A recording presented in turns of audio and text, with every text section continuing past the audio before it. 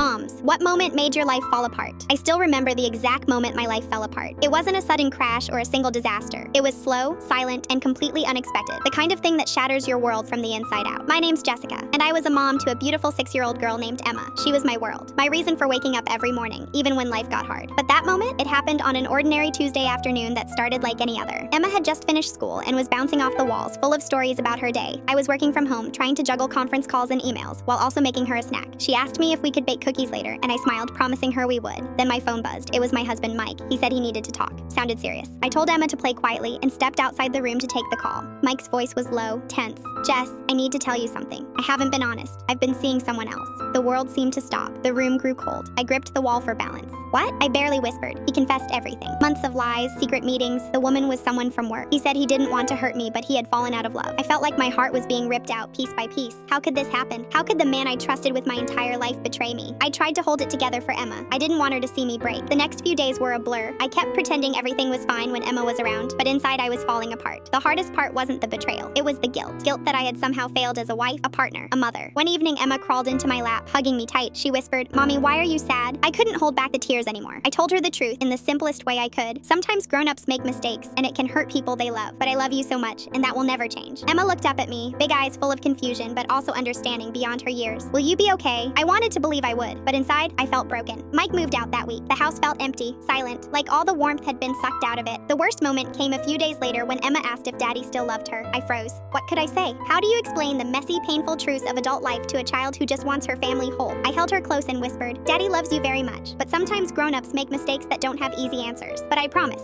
you are loved by so many people, and we will get through this together." The months that followed were some of the hardest in my life. I had to rebuild my life and my sense of self while being a mom who had to stay strong even when I felt like collapsing. I reached out for help, therapy, support groups, close friends. Slowly, I found pieces of myself again. But the scar of that moment, the moment my life fell apart, never fully went away. It changed me, made me stronger, more aware, more protective of my heart and my daughters.